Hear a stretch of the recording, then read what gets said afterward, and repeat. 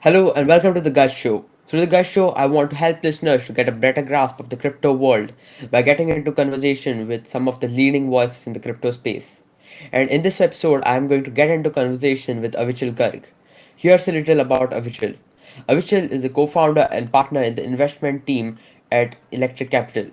Avichal is a successful serial entrepreneur with executive experience at Google and Facebook. Avichal is also a successful venture investor and was a part-time partner at Y Combinator. Avichal is one of the most thoughtful crypto and Web3 advocates. I'm delighted to have him here and look forward to talking to him. So without any further delay, let's get into it.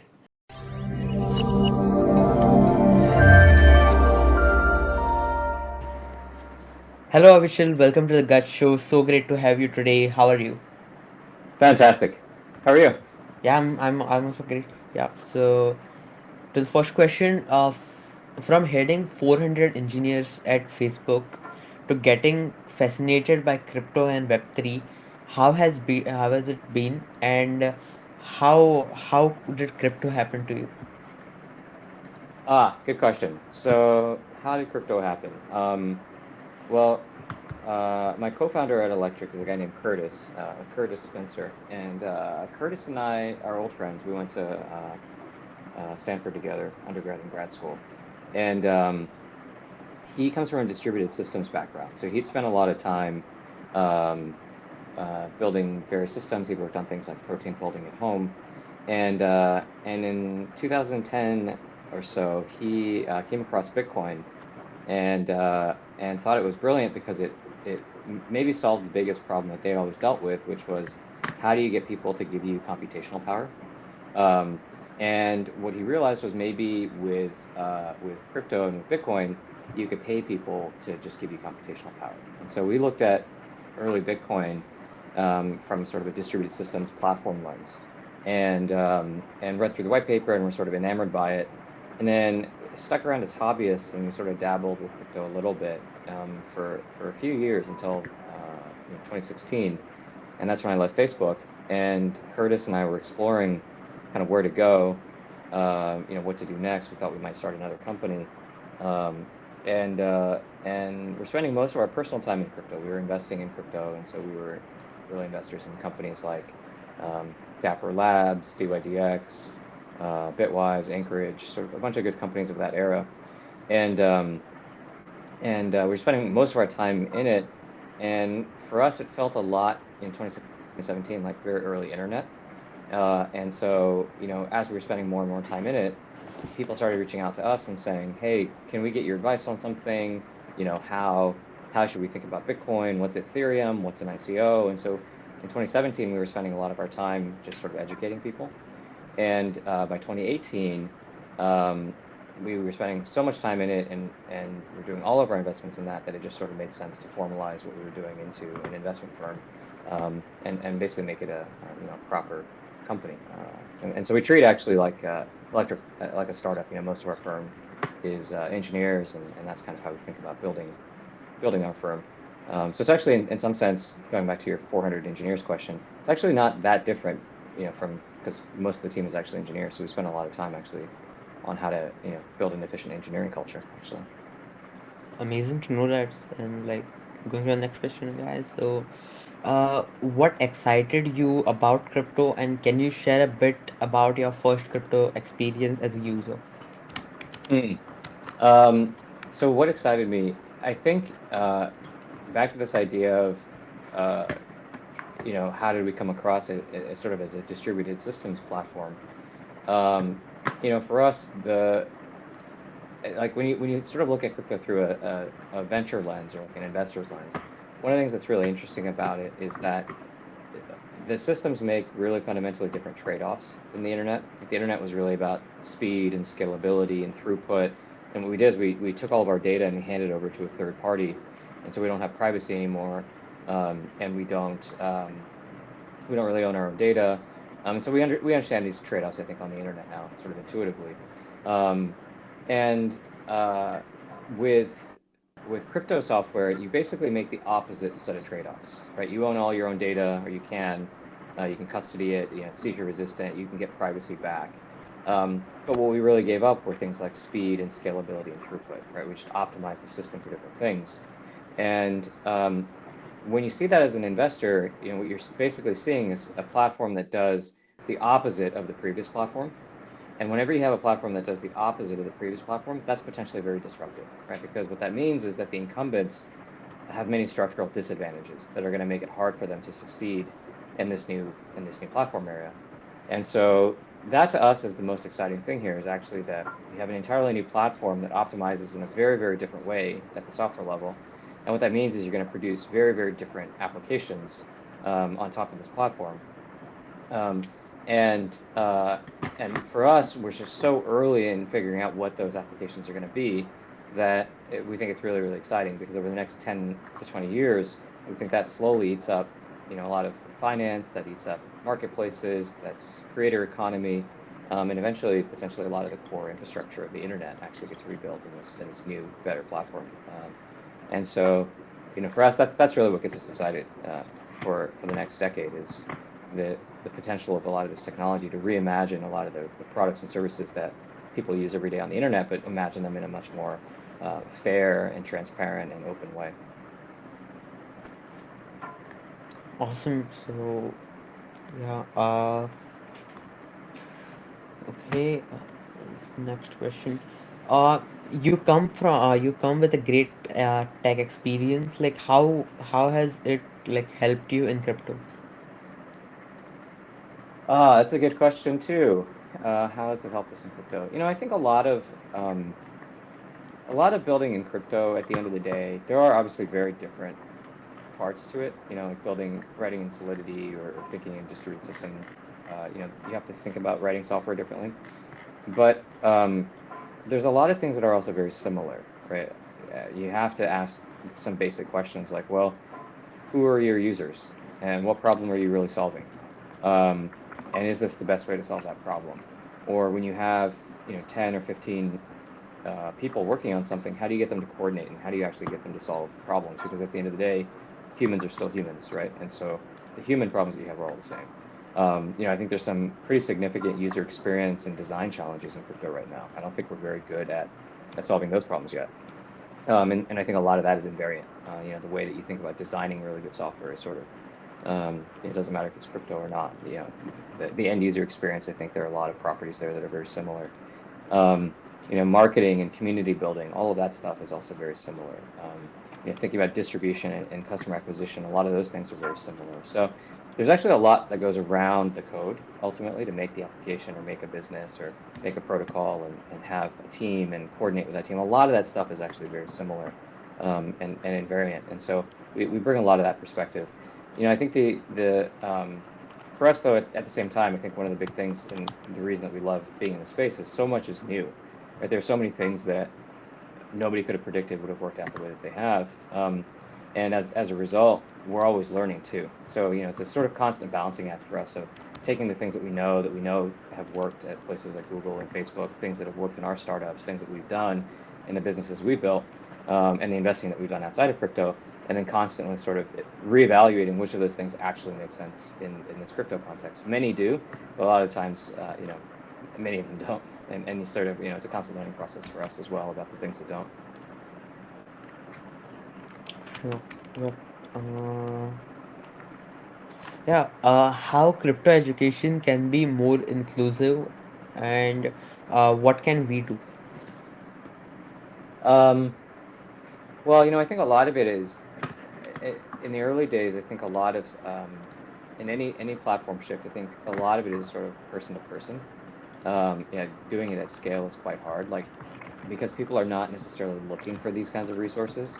And so, the number of people out there that are searching for, how do I write smart contracts in Solana is tiny. There's just not that many people sort of proactively looking for that.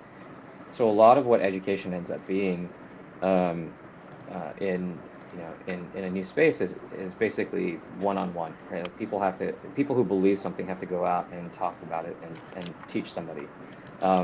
And so a lot of it is actually people taking it upon themselves to help educate. And so things like this podcast, it's a good way to do it, right? It's a lot of it is evangelizing one-on-one. It's people who care, and then they they tell other people why it's interesting. And once people understand the why, then they can get, to okay, the what and how.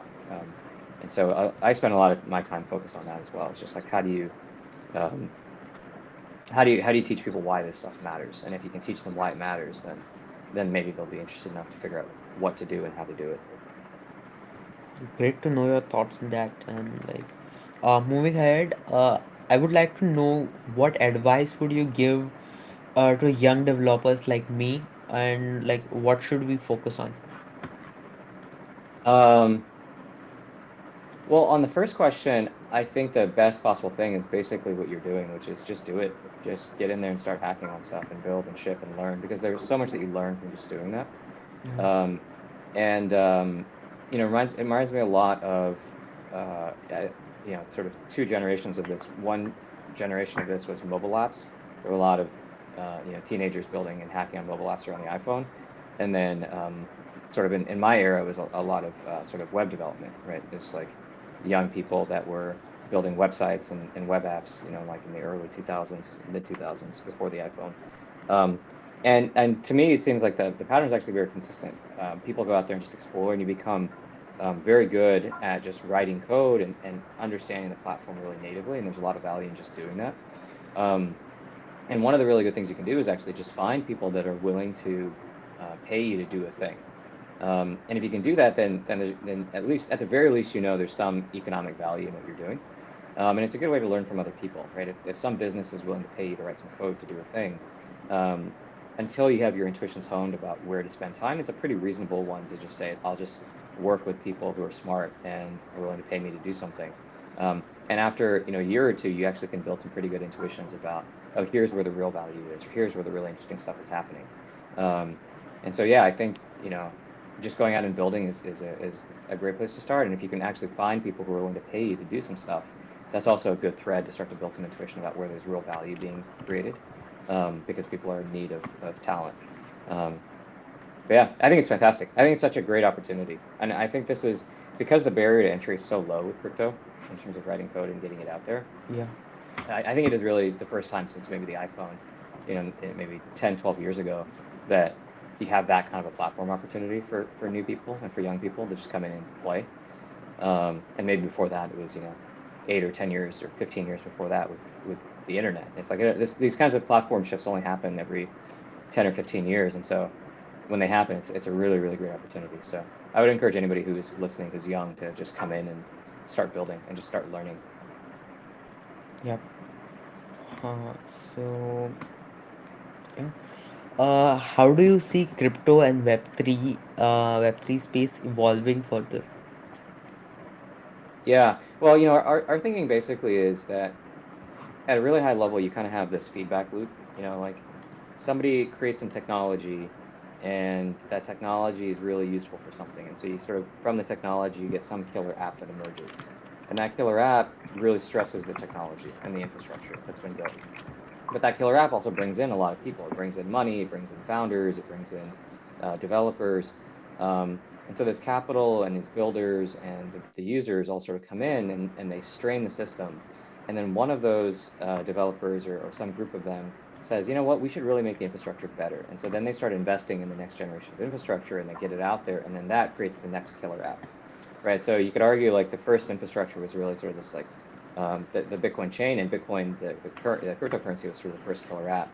And that brought in a lot of capital, and that brought in a lot of people, and it brought in developers. And then some people started to say, wouldn't it be great if you could actually program this stuff much more easily? Like writing Bitcoin script is hard. What if we made that easier and evolved that? And so, out of that came sort of smart contracting infrastructure in Ethereum. And then out of Ethereum came a killer app, in my opinion, the first one really, DeFi.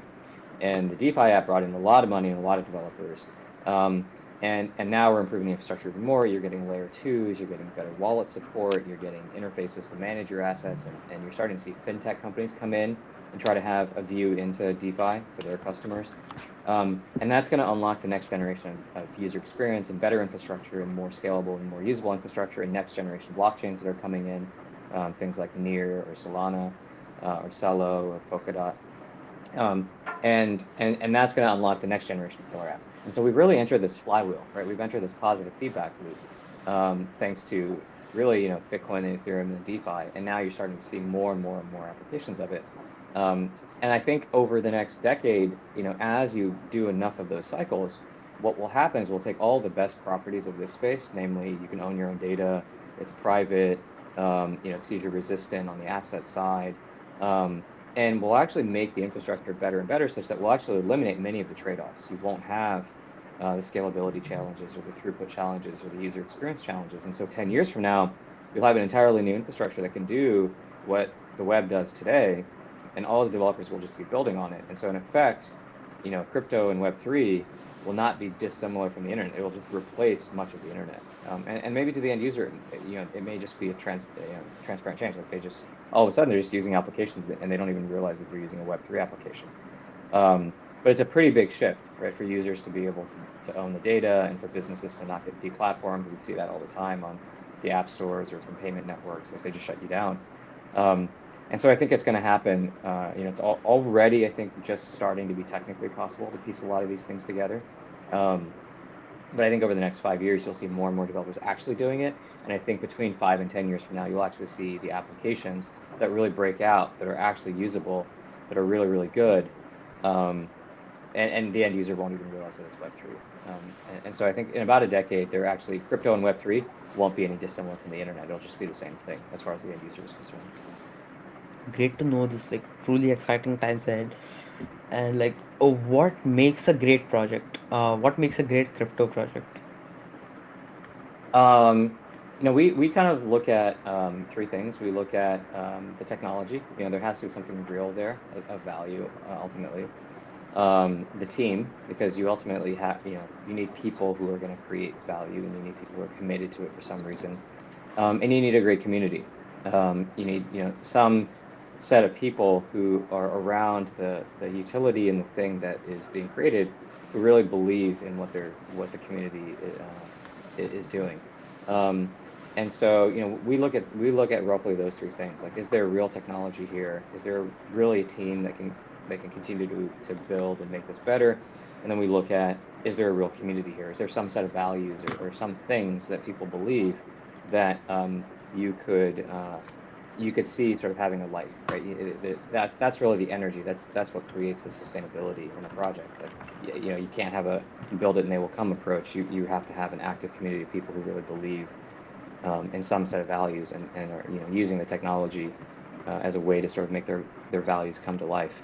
So those are usually the three things that we're looking at in a really great crypto project. Now, and I would argue all of the durable, like the things that are going to be around for 10, 20, 30 years have really real technology, excellent teams, and a very real and honest community.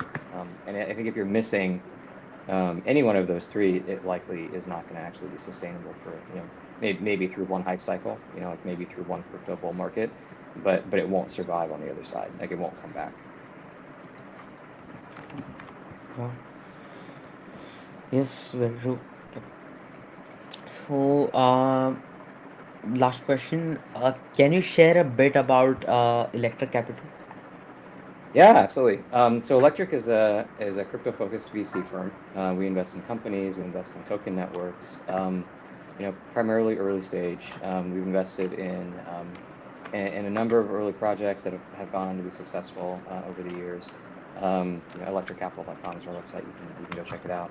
Our perspective is really that at the earliest stages, when you're starting a crypto protocol, whether it's DeFi protocols or NFT or layer ones, all areas where we invested, the kind of support that you need is a little bit different, and you really want to go to people who understand these things and have seen from inception to launch and token distribution. These ideas, or people who've actually built real businesses before and hired people. And so the kind of partner that you want in the earliest stages, there are not that many people in crypto who have actually themselves started companies and scaled them and sold them, who have worked at big tech companies, who have actually been through, two crypto cycles and sort of seen the ups and the downs, and been on the edge of defining how a lot of these protocols can work and how the communities can work. And so it's a relatively small number of people today still. I mean, in the grand scheme of things, if you compare it to general venture investing or private equity or the public markets. We're still very, very early, and so really there's a handful of people you could go to, and electric is one of them. Um, and so that's what we love to do. We love to work with people when it's one person or two people and they have an idea, and we give them their first check. We do anywhere from $1 to $10 million checks is sort of our sweet spot. Um, and so we love that early stage. We love sort of co-creating things and being a sounding board and helping people think through like what the product even is. Um, and we do it for, like I said, we do it for sort of all forms of crypto, NFT, DeFi, traditional, more fintech kinds of things, more marketplace applications, picks and shovels businesses. Um, and if anybody's interested, we're at electriccapital.com. We're pretty easy to find. Awesome. Thank you so much, Avichal, for being on the Gut Show. I had a great time talking to you. Like, hope to talk to you soon. Likewise, thank you for having me, guys.